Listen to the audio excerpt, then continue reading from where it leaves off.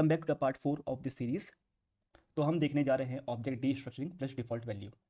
आपकी स्क्रीन पे एक कोड है जिसमें हमने यूज़र डिफाइन किया है, एक ऑब्जेक्ट है जहाँ हमने नेम और एज डिफाइन करी है, देन हमने नेम लिया है यूज़र डॉट नेम, देन हमने इसे कंसोल कर दिया है। ये एक ओल्ड वे था कि हम ऑब्जेक्ट को डीस्ट्रक्चर किस तरह से कर सकते हैं। चलिए समझते हैं कि मॉडर्न वे में इसे कैसे किया जाता है। तो उसके लिए हम क्या करेंगे, हम सबसे पहले एक कॉन्स्टेंट बनाएंगे। कॉन्स्टेंट हम एक कर्ली ब्रैकेट्स लगा के यूज़र यहाँ पे डिफाइन कर देंगे। यहाँ पे हमारे पास नेम भी आ जाएगा, देन एज भी आ जाएगी। ठीक है, इस तरीके से हम इसे पूरा ट्री स्ट्रक्चर कर सकते हैं। तो इसको रन करके देखते हैं।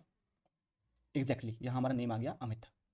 इस तरीके से हमारा कोड क्लीनर होता है, रीडेबल होता है। अब यहाँ पर हम देखते हैं डिफॉल्ट वैल्यू को कैसे हम यूज़ कर सकते हैं। फॉर एग्जाम्पल, अगर मैं यहाँ पे नेम इक्वल्स टू मोहित लिख दूँ, हमारे पास यहाँ पे कंसोल करते हैं तो हमें यहाँ सबसे पहले अमित दिखाई देगा। ठीक है, अगर मैं यहाँ से वैल्यू को हटा देता हूँ, ये वैल्यू यहाँ प्रेजेंट ही नहीं है, उस केस में क्या होगा? उस केस में ये हमारे पास डिफॉल्ट वैल्यू को लेगा, यानी मोहित लेगा। इसका यूज केस क्या हुआ है? जब कभी भी हम यूआई बनाते हैं, उस केस में सपोज हमारे पास यूजर की इन्फॉर्मेशन नहीं आ रही है, तो उस टाइम पे हम एक बाय डिफॉल्ट वैल्यू को शो कर देते हैं, सपोज गेस्ट यूजर करके। तो उस टाइम पे हमारा कोड नहीं फटेगा और यूआई में भी हमारा कोड अच्छे से दिखाई देगा। Follow for more such content.